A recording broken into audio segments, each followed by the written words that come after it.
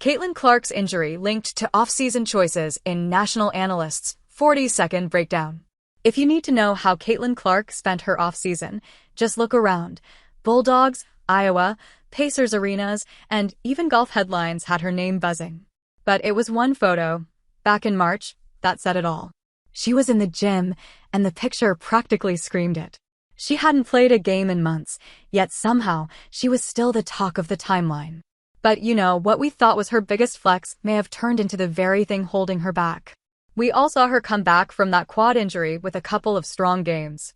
The Fever picked up wins, Clark looked solid, and then something shifted. Suddenly, she couldn't buy a bucket.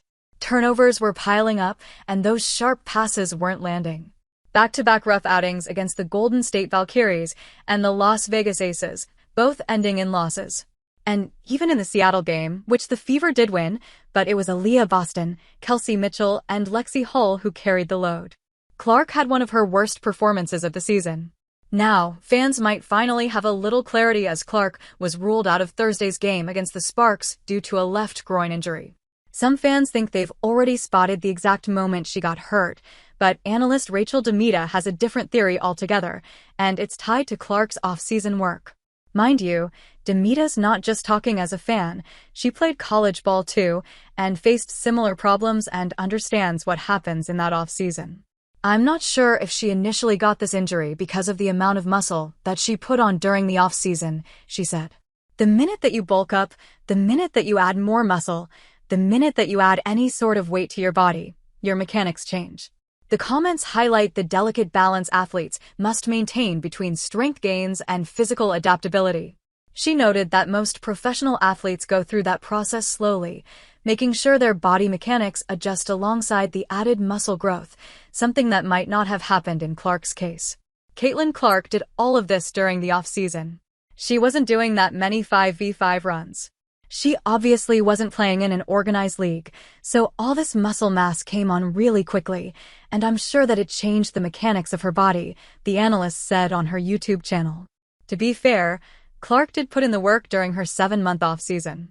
Mostly because last year she went from playing in the NCAA National Championship in April to being drafted a week later, and then rolled straight into her first WNBA training camp.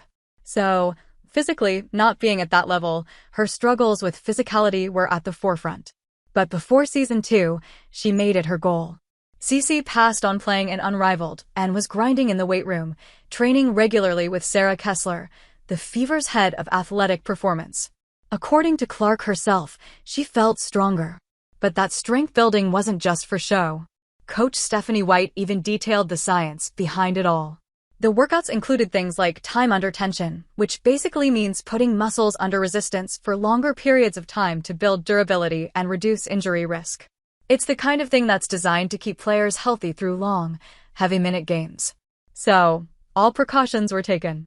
But we can't deny the fact that Clark did bulk up fast. And even when everything's done right, sometimes the body doesn't quite adapt the way you'd hope. For now, the full picture isn't clear. Coach White didn't give many details when asked about the groin injury.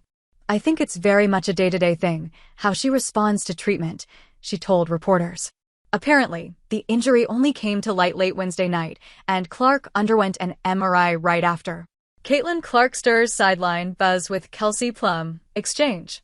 Caitlin Clark didn't play against the Los Angeles Sparks, but it sure looked like she wanted to. Sitting out due to a groin issue, the Indiana Fever rookie was still locked into the game, barking from the sidelines, talking to her coaches, and even getting into it with the refs. The Fever led for most of the game before things unraveled in the fourth quarter, ending in a 75-85 loss.